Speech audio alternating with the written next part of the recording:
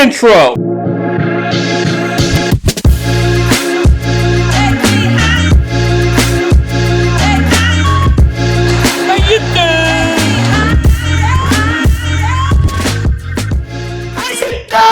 Welcome back, ladies and gentlemen, to the Birds Break Podcast. I'm getting better at saying that. This is probably one of the few first episodes. Anyways, besides the point, I want to talk about some crazy things tonight. First up on the agenda, I saw today in the news that Bryce Crawford's being canceled for his podcast that he did with Sean Ryan on the concept that he said that Islam is the mark of the beast, the Antichrist, whatever you want to call it. I'm here to say that I fully agree with that, and I'm not going to be censored on the fact that that is 100% the truth. And the, how do you put it, the Jewish religion today is a synagogue of Satan, as it's stated in the Bible. I'm not changing my answer on that. We're not talking about that because it's going to be a different episode.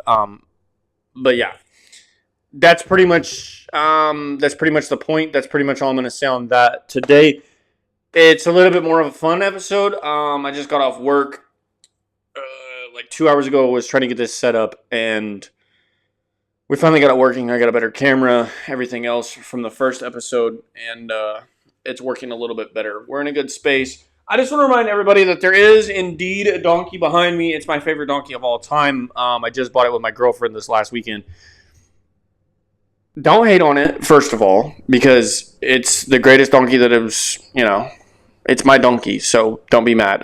If you hear my dog walking around in the background, she is just hanging out until she goes back in the kennel for the night when she gets tired enough and wants to go to bed. At the end of the day, I'm still figuring this out. I don't know how to talk in front of a camera, and I also don't know what to talk about. Running your own podcast is it's a hard thing to do, and getting everything right takes a lot of time, so we're running trial and error at this point, and we're figuring it out, all right? So basically, the only thing that I wanted to talk about and that's been on my mind a lot today has been being able to be grateful for the things that I have essentially involved myself with, the way that my life has went and everything like that. I kind of gave a really bad rendition of my story on my life within the past couple years or whatever. And when I gave that story, I feel like it wasn't really everything that I needed to say. It was more of a situation of okay, I'm nervous and I need to talk about this situation so you can get to know me. And I didn't really go into depth on, a lot of things because there's a lot to my life. One of the things that I want to point out, and a lot of people don't agree with it, I am uncensored completely. I cannot be censored, and at some point, if I do become quote-unquote famous, I will be canceled probably multiple times for many, many reasons. Probably because of the things that I said, the things that I agree with, the things that I don't agree with, the values that I have, and in a lot of people's lives, tattoos are a big issue. If you can't tell, my arm, it's completely black. No, I did not fall asleep while my tattoo artist tattooed me because I am my own tattoo artist. Fun fact, actually. I've done all the tattoos on my body, and they're still a work in progress. And we'll continue to work on them probably until the day I die. They're fun to me. They give me a sense of artistic bliss. And they just help keep me busy. I enjoy tattoos in the way that they look. And personally, the way that they look on me. And a black arm was, I think, in my personal opinion, probably one of the coolest things I could have ever done. And if you don't agree with it, it's probably just because you're mad that you don't have a black arm or tattoos like me. Let me move that out of the way so you don't have to worry about that sexy little plant in the corner. I know. But what I wanted to talk about a little bit was more of who I am. More of the story of how I became to who I am, what I believe in, certain things in that aspect. And if I really have to start square one again, not really square one, but kind of where we left off last time, I told some pieces of information. And if I have to be honest, I recorded it a while ago, so I don't remember everything that I said. But I can say this. In my life, it's always been known to me that men are men. There's specific qualifications and specifications that you have to uphold as a man. Values, ideas, ideologies, certain things. I was taught kind of, I don't know if you can put it like the cowboy lifestyle, but it was more like don't worry about yourself and worry about everybody else. It doesn't matter if you're taken care of as long as everybody else is taken care of. Your opinion and emotions don't matter as long as everybody else is taken care of. And if you do start to get emotional, don't let anybody see you get emotional. Don't let anybody see you in distress. You have to always keep it together. That's just the way life goes. And so I'm going to be honest with you. I grew up a very like hardened child in a sense. Didn't show a lot of emotion. And when I did, it was in privacy. And we really didn't like, that wasn't a topic. It never happened. We just didn't talk about it. And I still don't talk about it to this day, but for whatever reason, God bless my girlfriend. She brings it out of me somehow. And we just last night had an intense conversation on kind of how my life went in the last like 4 years. I'm not sure if you can hear all these notifications going off, my phone, and everything else. Listen, I'm not a full-on professional. I do this after I get off work. I do this on the weekends. I do it in my free time. We just make it work. And I love being here. I love doing this. Content creation is one of my favorite things to do. But back to the life thing. I was always taught as a man, like, don't ever talk about it. If it doesn't need talked about, don't talk about it. Bottle up your emotions, whatever. Like, that's not a big issue. But I've learned over time that that is not the right answer. It never has been the right answer. Never will be the right answer. And I'll be honest, I only learned that after coming to know Jesus last year in October. And it was a situation of me crying in the bottom of my shower. Like, that's what it was, okay? We're not going to sit here and lie to each other. We're not going to be like, that never happened, so on and so forth. It happened, and I'll be transparently honest with you. It did happen. But I've become more vulnerable as a man. I don't show it to everybody. Like, I'm not out in public crying like a baby deserve to wear a diaper in Walmart because I'm crying all the time. It's a situation of when I need to express my emotions and find emotions that I'm feeling, I have to pinpoint those. I have to feel what I'm feeling because of emotional maturity and the way that my frontal lobe is developing. I'm getting older, and I really just have to allow the frontal lobe to develop and stop being such an immature child all the time. And it's so crazy to me because back in the day, I would watch a YouTuber. His name was Balin Levine, and I still watch him, and he has a new channel now. But he was like immature weenie to the core, and that was like me as well. Like, I was the immature weenie. Adults were like my least favorite people of all time because they always just was like, "You're so childish. You need to grow up. One day you're gonna get it finally." Blah blah blah. And I was like, "You guys are weenies because you grew up and you pay taxes and." It's disgusting, and now here I am, my own house, my own truck, like paying all my bills, and I'm the weenie because I'm maturing in the frontal lobe. And the same situation for Balin. Like, I think it was like 6 months ago, a year ago, something. I don't keep up to track on dates, but he made a new channel. He's got a wonderful girlfriend that I think everybody loves on his channel, but he grew up. And he's a responsible individual now, and he's an adult, and he's not immature, doesn't play pranks, doesn't do all that.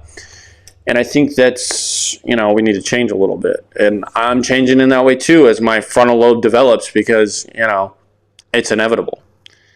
But the thing about it that I see it most going back to the conversation, it's really just Jesus, honestly. Because in my position, back in the day, I wasn't apt to understanding the fact that with Jesus in your life, you understand a lot easier, and you also don't repeat the same mistakes over and over and over again. And I've learned that now that I'm not even doing that at all. Like, I don't think I've learned the same lesson twice in a long time because I've just understood, like, okay, Jesus is going to take me down this path and I'm going to learn this lesson. But now I have the guidance and the wisdom to be able to stay away from it the next time when I see it coming in the headlights. Like, I'm going to turn on the side street and get away from that because I don't want to have to go through that again. But it's just a situation of being smarter, being more mature, loving Jesus more, and allowing him to give you guidance and wisdom in life and be able to change who you are. And that, like, I guess kind of like piggybacks off of everything that we're talking about today, because I want to touch on relationships. I want to touch on my maturity. I want to touch on, we start off like you getting to know me more, talking about my tattoos. I can't be censored. I'll always be canceled. All of these things, everything that I believe in. And it all falls into place under the same category because, one, you don't really know who I am unless you personally have known me through the years. I'm going to have to mute the notifications because I'm not sure if you can hear them. Anyways, if you don't know me personally, you're not going to know who I am. So I have to explain myself. I can't just say, open it up and be like, Bryce Crawford broke in the news today that Islam is the Antichrist. And I'm like, yeah, I fully believe in that. Because then you have no idea what I believe in. You have no idea where my criticism sits, my ideologies, I guess you could say.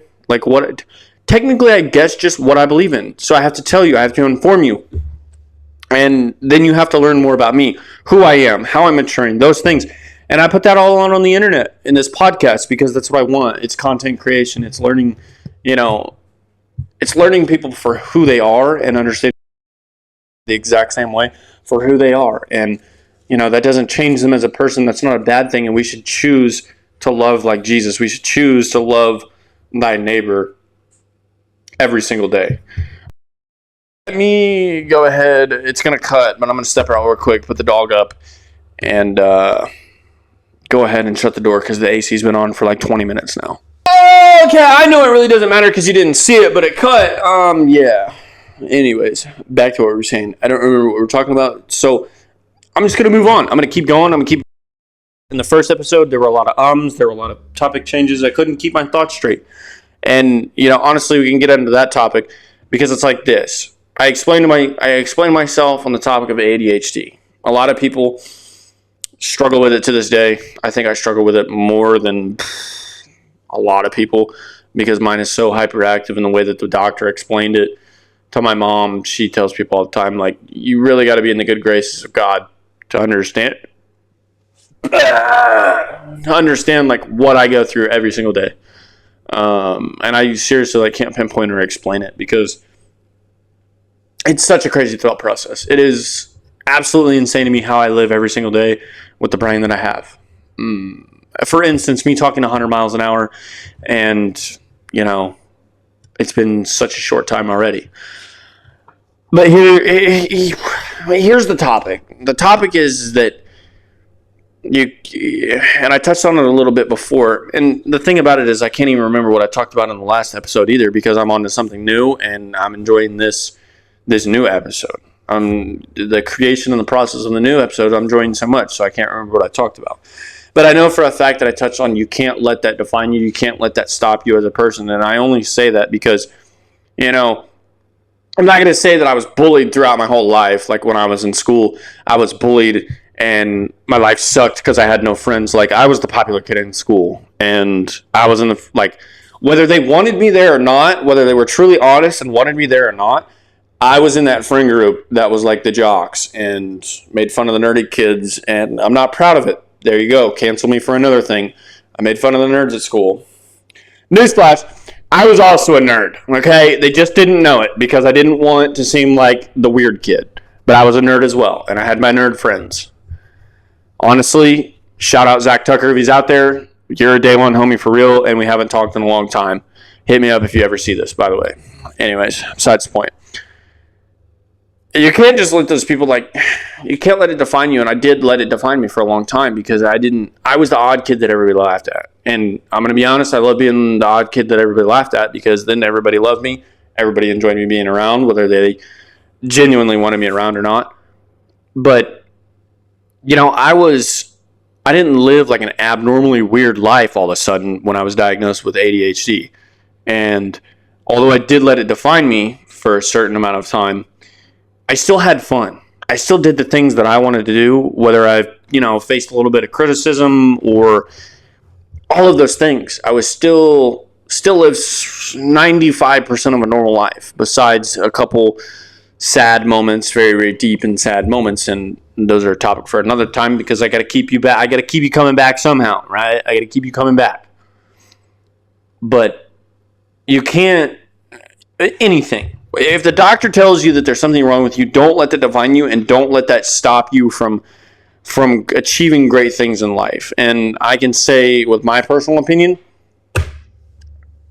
you get diagnosed with something like that, allow Jesus to change you. Allow Jesus to help you move forward within your life to where then you can achieve great things, to where you can understand yourself, to where you can make those leaps and bounds to be the most successful being that you can, while still, developing the relationship with him and all of these things. And it's so crazy to me to say this all the time, but like, my life is so like Jesus, Jesus, Jesus, Jesus, Jesus, because that's who I genuinely owe it to. And I've had such a hard time being the one that was like, Jesus is the one that led me here, after I recognized the fact. Anyways, after I recognized the fact, now I'm not ashamed of it. I wear a Jesus Saves hat in public 24/7. And I've had people give me comments. I just had one the other day.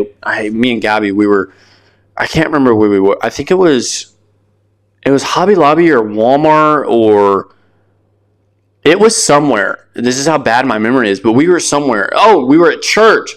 We were at church on Sunday, and I was walking out, and a guy he was like, "Oh, that's a cool hat." And Gabby was like, "Did you hear him?" And I was like, "No, I didn't." What did he say? And he was like, "He said your hat was cool." And I was like, now I feel bad because he liked my hat and I didn't say anything about it. But I'm unapologetically unashamed now to say that I, basically owe my entire life to Jesus, because he is the one that, in the moments of being diagnosed with ADHD and going through middle school, high school, elementary school, all of those years being the cool kid and the weird kid and the jock and the nerd and all those things at the same time, also facing critics for the way that I acted, also, this blanket statement of ADHD as a whole, I never really honestly let it define me and be a crutch.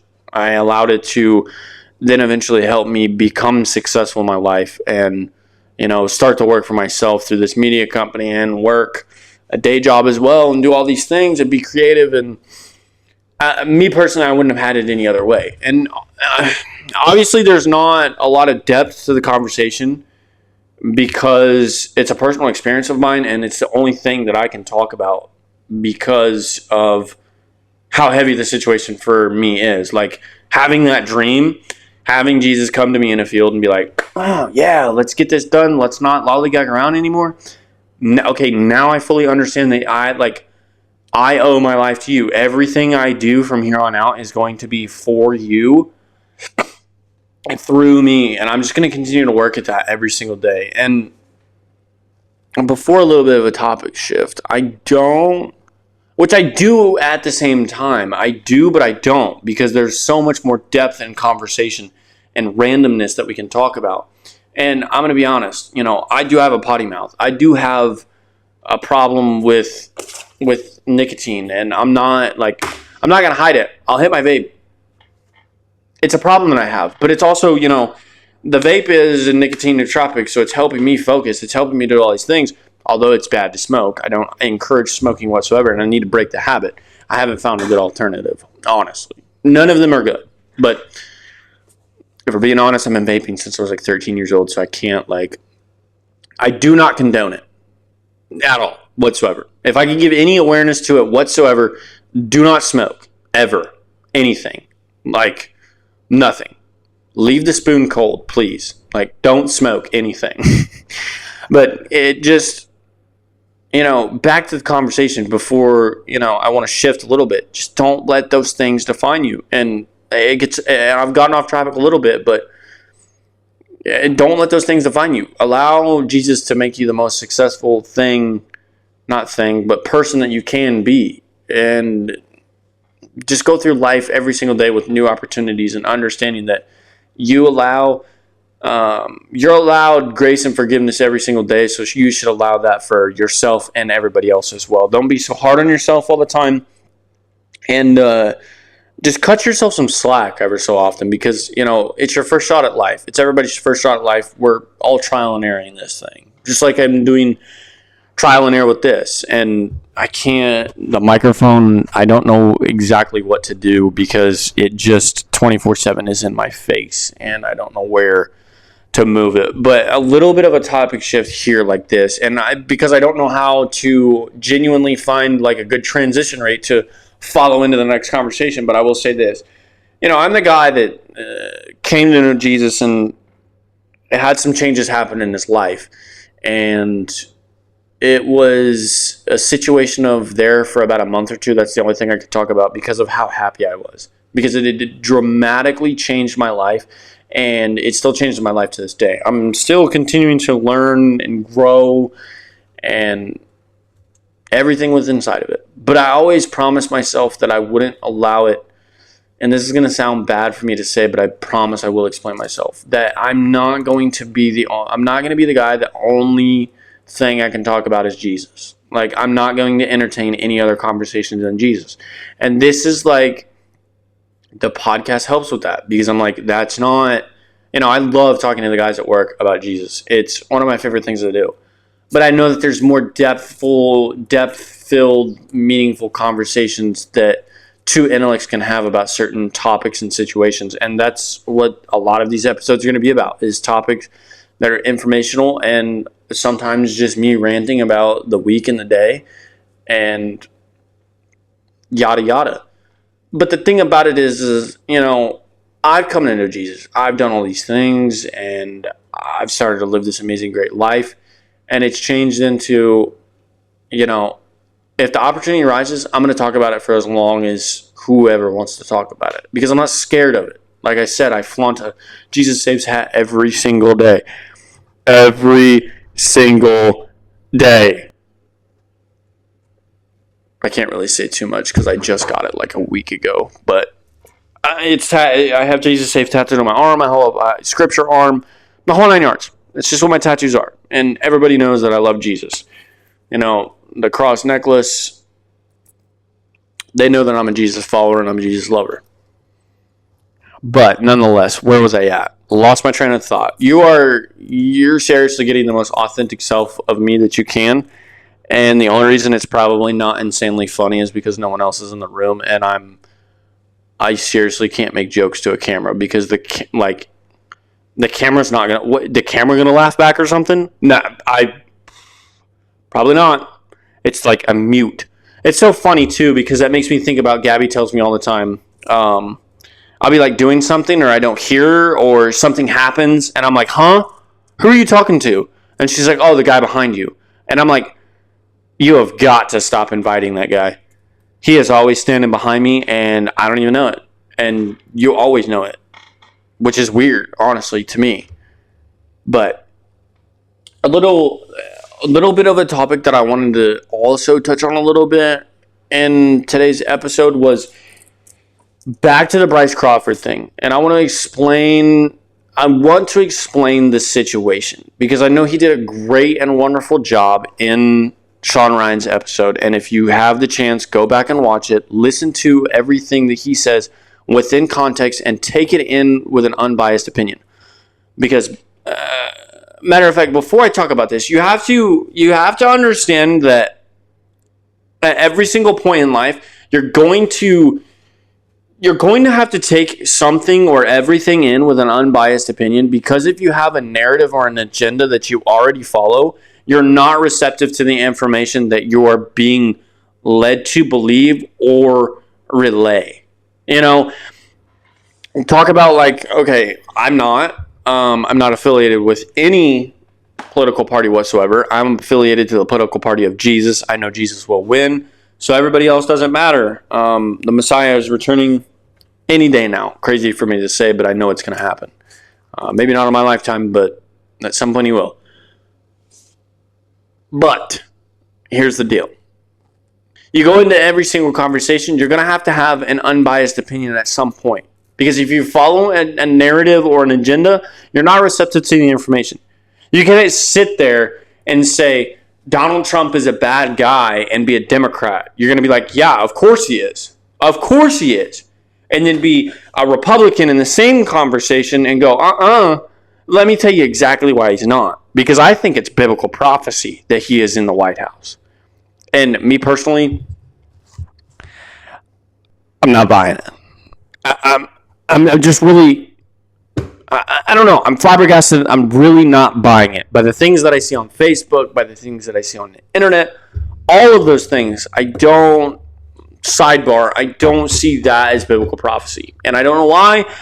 I've had conversation with somebody that's very educated. I would consider a Bible scholar. I just don't see it. It seems a little bit out of left field for me because of the things that happen. But back to the conversation of unbiased opinion.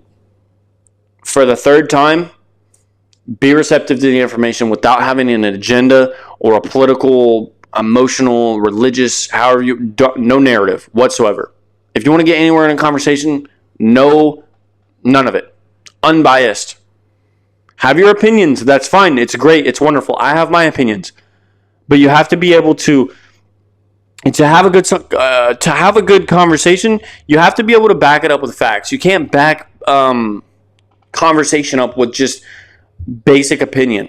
Whether, I guess you could if it's a hearsay conversation and you're not having an intellectual conversation about facts of situations that are dead set with an end goal answer or need to have an end goal answer. If you're just, meandering on about absolutely nothing, I guess that's where you could have like nonsense opinions that make no sense whatsoever.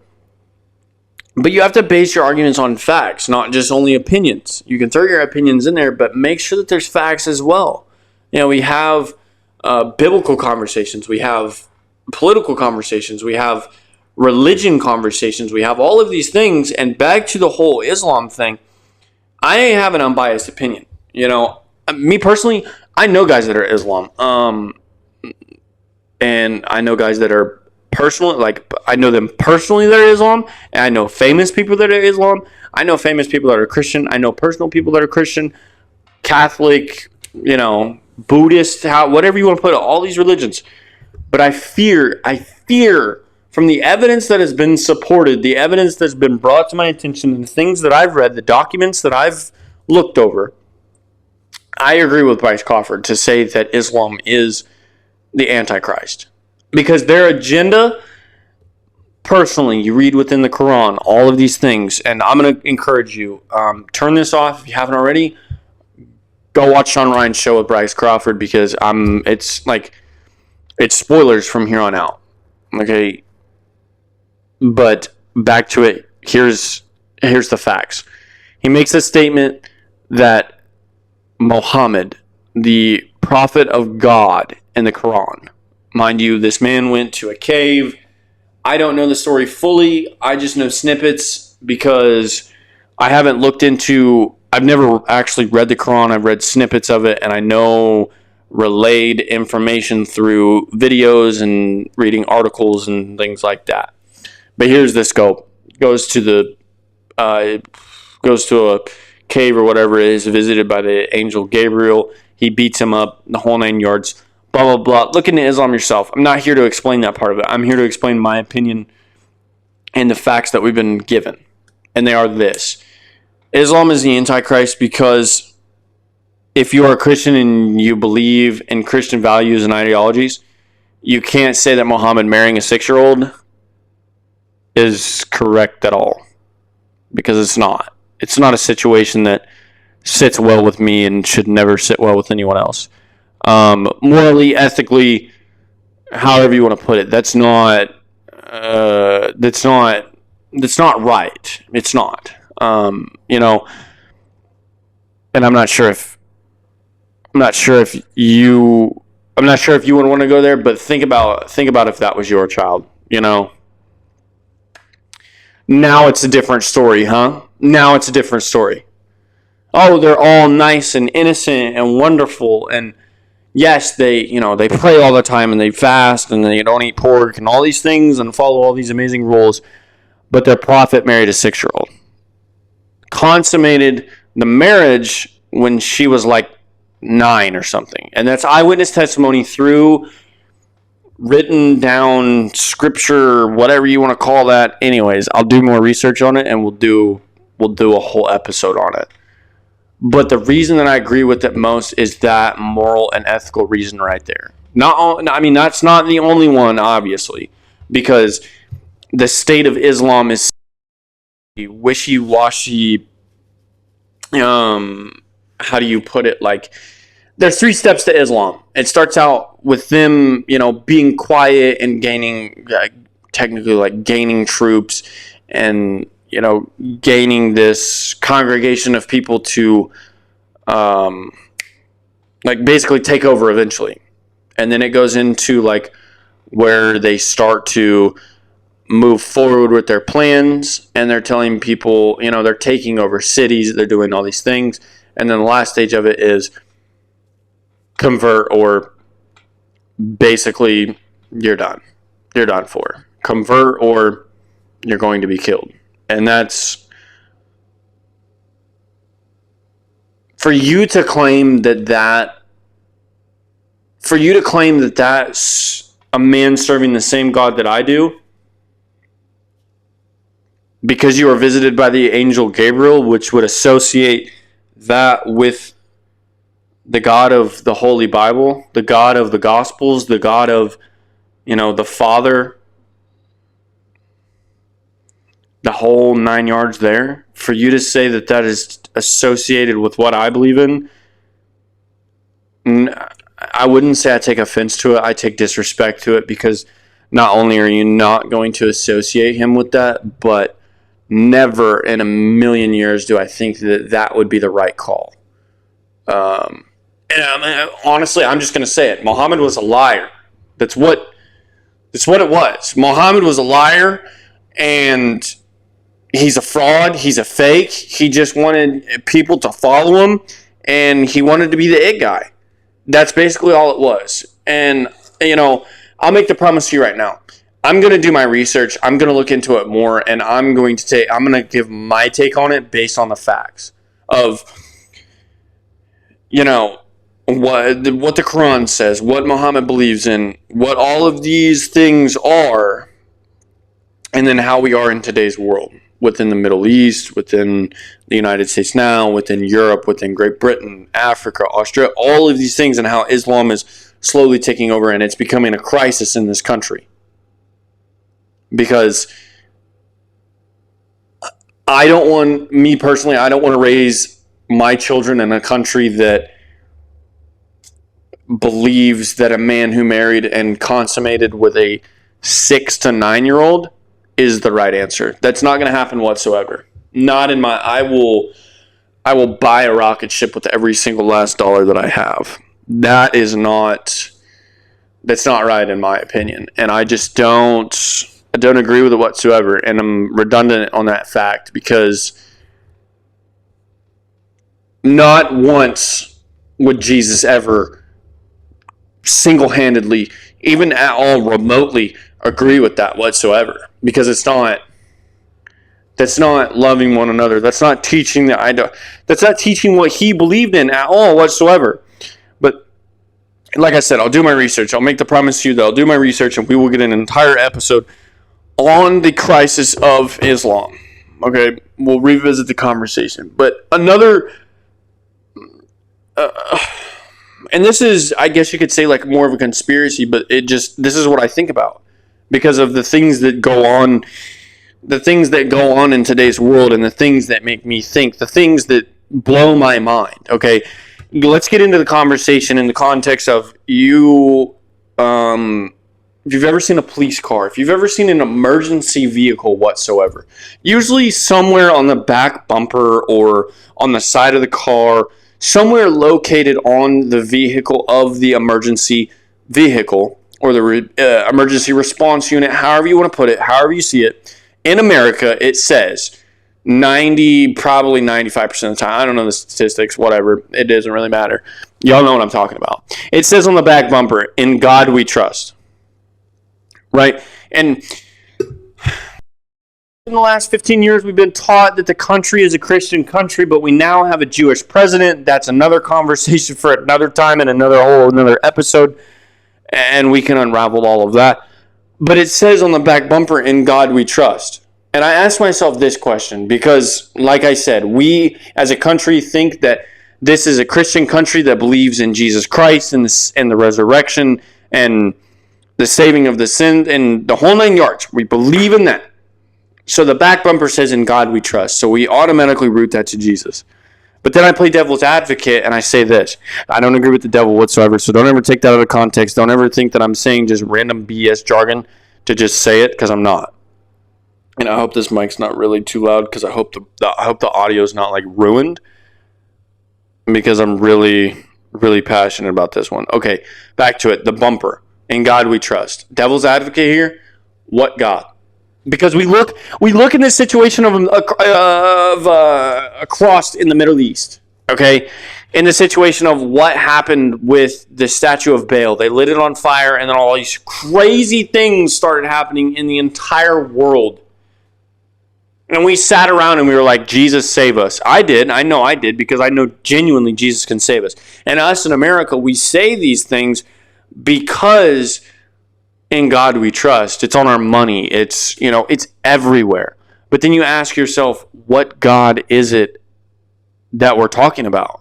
Because the spiritual realm is a very scary place. There's so much that goes into the spiritual realm. And not to say that I'm like full-blown conspiracy theorist, because I kind of am, but I'm not. I just like to ask the questions. I like to ask the opinions. What God are we talking about? Are we talking about the God in the Epstein files that, allows you to sacrifice children and do all of these things? Are we talking about, the God of Baal, where you then, again, blood sacrifices with children and eating children and all of these things? Are we talking about pagan gods? Are we talking about mythology gods? Are we talking about, where are we putting this together? We have just created the narrative that this country is just all of a sudden, since the beginning of time, it's been a Christian country that believes in Jesus. But now, look back.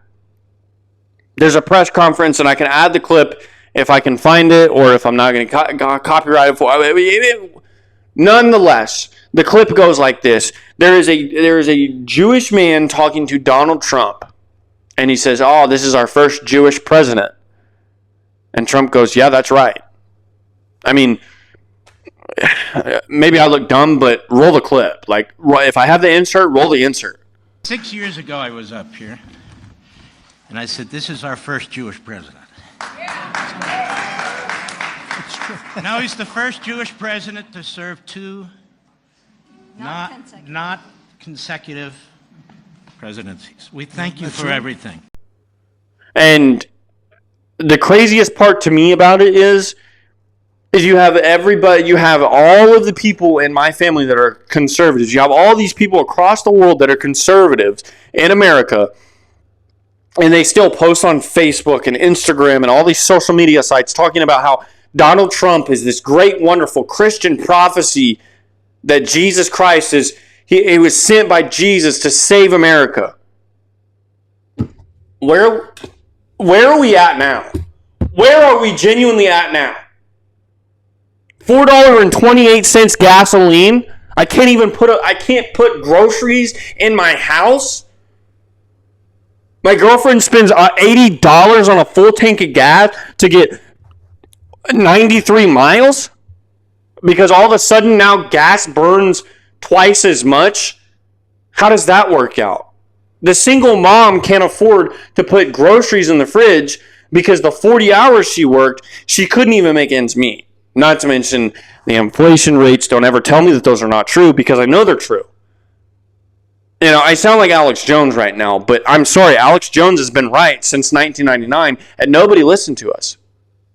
And I don't really care what he believes in. I just know that he speaks on facts, and it's 90% of the time it's the truth. And I don't really care if you see me as crazy within the second episode.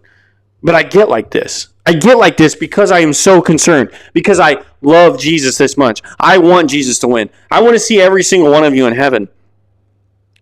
But we put ourselves in this situation of, in God we trust.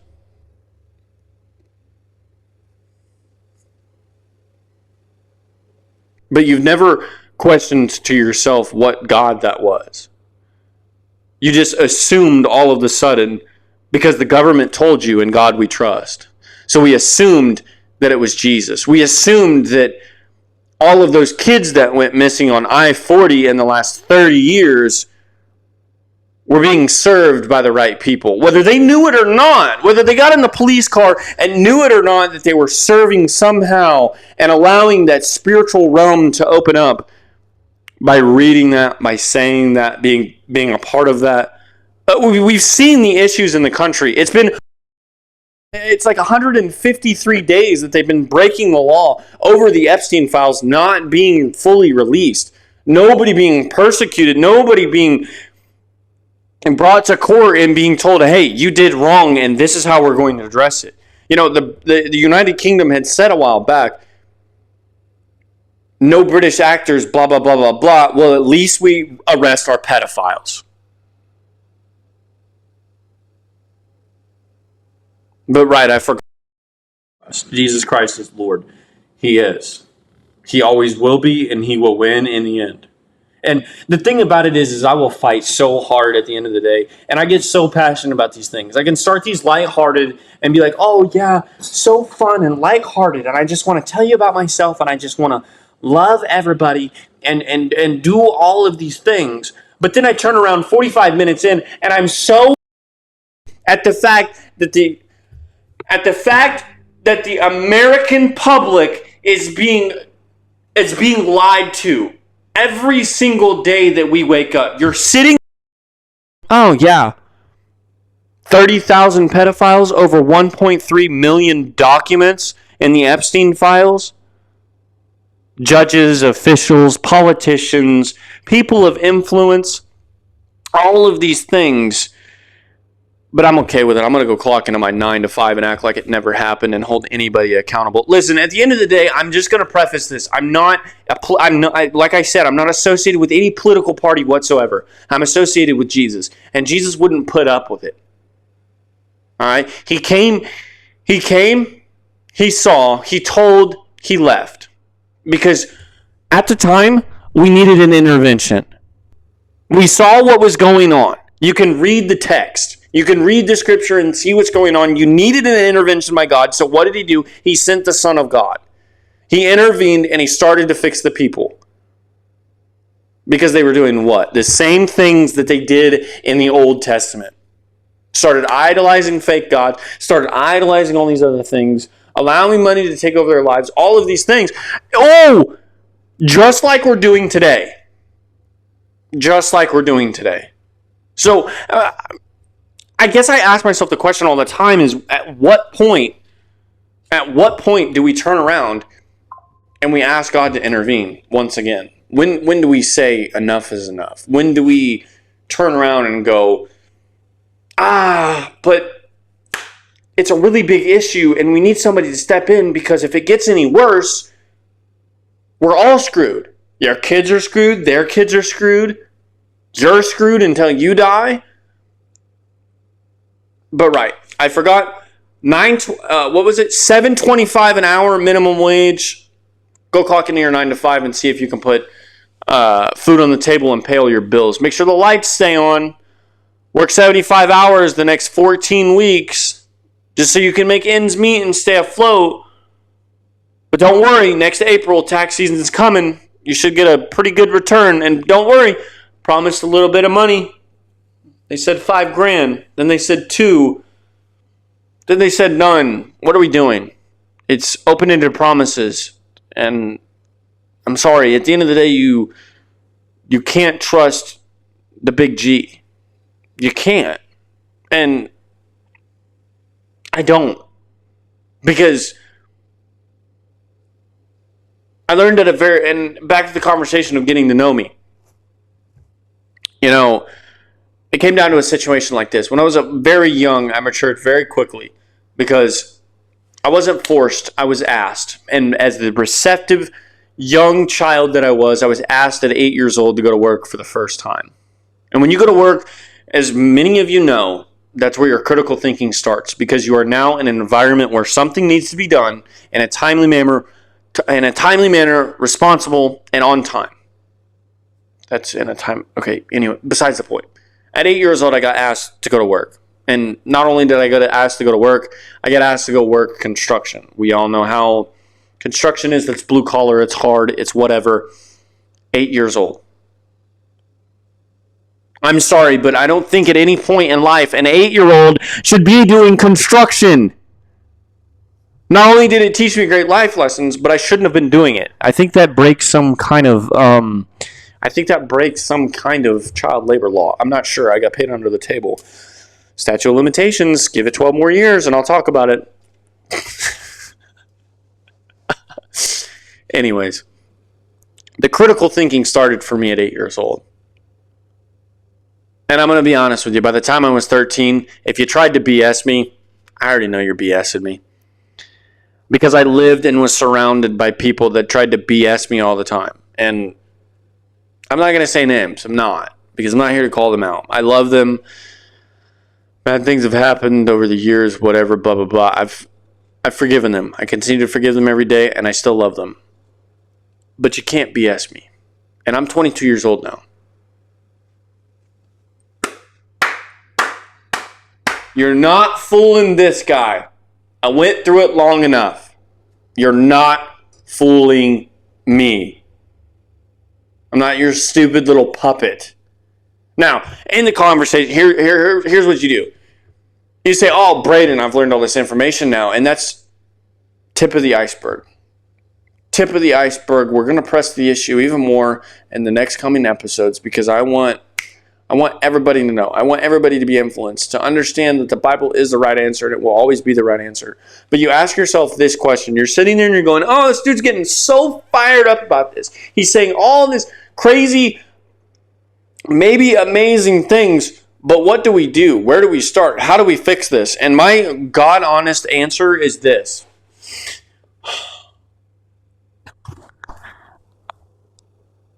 I have no idea.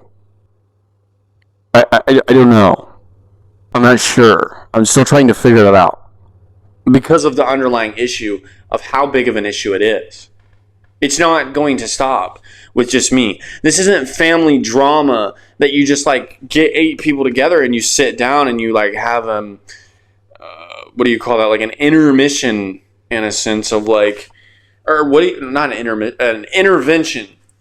Where you're like, okay, there's an issue and we're going to sit down as a family and we're going to figure this out and we're going to fix it and everything's going to be wonderful again and we're all going to hold each other accountable and it's going to be such a great life from here on out. Right? And then you turn around and you go, oh, but what do we do about the government? You know, the one that I owe taxes to every single year. The one that I paid $12,000 in taxes to last year because... Sir, you work just a bit too much overtime. We're going to need a little bit more out of you. Oh, and by the way, when you buy gas, groceries, home improvement items, you know, just about anything you're going to buy in our country, you're also going to be taxed at about 8.1%. Because I live in Oklahoma, I know it's higher in other places. Like $7 gas in California is a little bit ridiculous. Like, what are we doing actually? But you're going to be taxed 8.1% on everything that you buy, while also being taxed for the work that you do, for the money that you make, for all of these things. Oh, and don't forget about that overtime, baby. That time and a half you got, we're going to double tax that one. I don't know if that's true. I haven't really looked into it, but that's the way that it feels. And so you sit there and you ask yourself the question and you drive yourself insane like me, and you're like, well, what do we do? And at the end of the day, the honest answer is this. There really is no right or wrong answer. But we have to start somewhere. We have to be able to make a change somewhere. And that's where we all come together and we figure out what the right answer is together. But it's so systematically wrong that they turn us against each other. Like the conversation of racism, the conversation of sexism, the feminism, the fascism, all these conversations of things to get people to not agree with each other. To where if we just sat down and had an intellectual conversation for about 20 minutes, we could figure out that there's a lot more to agree on than there is to disagree on. Because if a person supports human life, we know where they're going to stand in a lot of other aspects in their life, a lot of other ideologies in their life. And it's not going to be a situation of knockdown, drag out fight after 20 minutes of having a simple conversation about the state of the world and the economic system that we live in. But right, I forgot. On the back of the bumper sticker, it's God, in God we trust. I don't know what God that is. And I think we've spiraled a little bit because I've gotten fired up about this. I have gotten so fired up about this because I'm passionate about it, because I want to see a change, because I want to see people return to Jesus. I want them to know how serious this topic and this situation is. The world that you live in is dependent upon what you do. As an American person, as an Australian, as a Brit, as an Irish, as a South African, as whatever ethnicity you are, the world that you live in is dependent upon how you take care of it, what you do in it, and the things that you allow. And I think that if you follow Jesus, you will figure out your priorities pretty quick. And if you stand on business for what those ideologies and those beliefs are, say what you want. It's a cult. It's a hoax. It's whatever. I see God in every single aspect of life, and I can't turn away from the fact that I fully 100% believe that that's the right answer. And you know what? I'll give you my thoughts on that one as well in another episode. I got to keep you coming back, all right? I just, we're going to get fired up probably every episode. And that's what we do. That's what I do. Because I've realized that it's not a situation, it's like in the moment realizing, like it's not a situation of being nervous because you, like we started off the episode, I want you to get to know me a little bit, and I don't want to say the wrong thing, and I don't want to do all this, but I also don't want people watching me that don't agree with the things that I say, because it's ridiculous. If you're going to support the horrible things that happen in this world, I don't particularly want to be a part of that. Not like passive aggressive, not aggressive, not like we just need to come to a common ground to disagree, agree to disagree on all of those situations. And please, I'm not going to entertain your stuff, so don't entertain my stuff. If that's the way it has to be, at the end of the day, I still love you, Jesus still loves you, and I hope that you can find at least peace and happiness in your life. And that's the way I see it for everybody. Even if I do have an issue with them, calm down a little bit and say this. Come to the realization that, yes, all those people did those bad things, but what would Jesus have done in those situations? Hard to say it, hard truth, however you want to put it, but Jesus would have loved them anyway. For all of the bad things that they've done. You have to understand that doesn't mean if I say, you have to love them anyway, that means they just automatically get away with it. Because they're also held accountable for those actions, for those words, for all of those things in the same way that I am. Obviously, my actions and my words are not as intense as their words and actions, but everybody is held accountable for the things that they do in this lifetime. And so, yes, love them anyway, but understand also at the same time they will be held accountable for the things that they've done right and wrong. Listen, I don't know, because that was intense. I'm sorry. I'm really actually not. I just enjoy doing this, and I'm more comfortable now for the fact that I just need to throw it out the window and be dead honest. I need to be dead honest and always transparent, genuine, the way that I drew it up when I first started doing all of this and the way that Jesus led me to. It's not a situation of this is only a religious podcast where we talk about what Jesus would do and how to answer those questions and whatever. But that's for me in my life, that's the main focus, because how do I live my life the best way possible?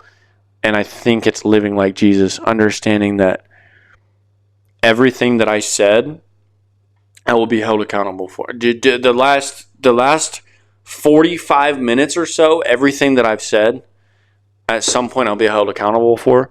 And if I have to be totally honest, I'm not scared of being held accountable for it, because of what I believe in, where my morals and my ethics stand. I think that's the right word. Ethics. Everything that I believe in, I stand on. And if I have to stand in front of Jesus and say those things, I will. Because I feel by the things that I've been taught, he would as well agree with them. But, ladies and gentlemen, it's to the point where I think I've been violent enough, and I have, I think I've said enough. But I want to, in every episode from here on out, I want to leave you with one thing, because Jesus has been a very big impact in my life and has been such an influential being, allowed me to keep going, all those things. So I'll give you a little, I have a little devotional, with a piece of information in it every single day to kind of just give you like the quick go ahead. And it's dated. It tells you a little short story. It tells you scripture. It tells you all these things. So I'm just going to go ahead and read it from here on out in every episode before we end. I'm just going to go ahead and do this. And so today is June 1st, and it says example. In what ways can I be a good example? And,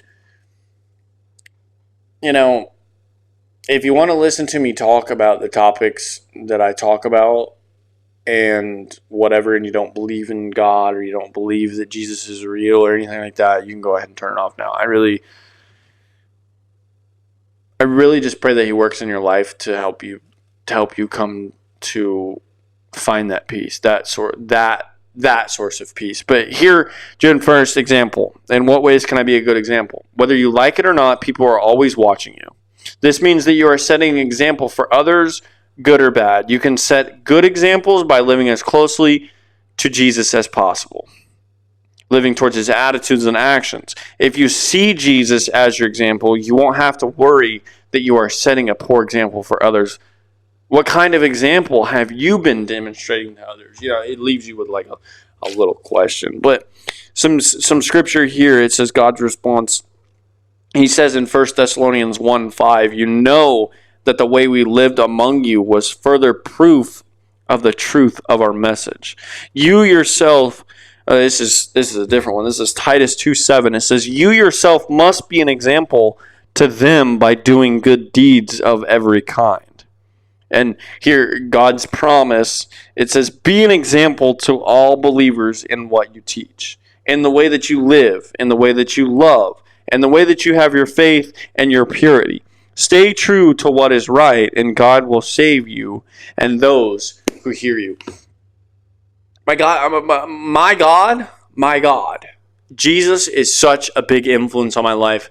And like I've told everybody else, if you're the audience coming from TikTok, if you're the audience coming from Snapchat, if you've known me since I was a child, if you, whatever, first time seeing me, I'm never going to hide it. The fact that Jesus is the most important thing in my life, I'm never going to hide that. And I'm never going to allow someone to change me to where I would never not talk about that and talk about the things that I believe in, talk about the conversations of everything that we talked about tonight. Never going to change. Never going to change. Just stay true to myself all the time and just be who I'm intended to be and do the things that I need to do to continue to follow Jesus, love Jesus, live like Jesus, all whole 9 yards. Ladies and gentlemen, it is 9:43. It's getting late. Anyways, I haven't thought of a good outro yet. And I also don't know how to end these. So I'll say this. Educational purposes. Everything that I've said, educational purposes. I'm not a teacher, but they're just... there's fact-based questioning, there's opinion-based questioning, there's fact-based statements, and opinion-based statements. Everything that I said is left up to speculation. Just to kind of save my butt a little bit. Be honest with you, there's been certain situations in the past where I've been looked after, in a sense. I'm not sure how to put that all in the right words. So I got to watch a little bit of what I say. We can talk about that at another point. Listen, ladies and gentlemen, I seriously thank you once again for returning to the Bird Brain podcast. Birds, see, I mess up the title in the intro and the outro every time I tell somebody about it. It's the Bird's Brain podcast, presented to you by How You Doing Media. How you doing? Anyways, ladies and gentlemen, that's been the episode. I cannot wait to see you on the next one. If you haven't already, so I can't even push the influence on this situation of trying to beg. But I've been told that I need to do it. If you haven't already, please like, subscribe, comment, do whatever you want to do. Press all the buttons. I don't really care. I'm just here to make your day a little bit better and hopefully influence you to think in the way that I believe is right. However you want to put that. But listen, I'll see you on the next one. Deuces!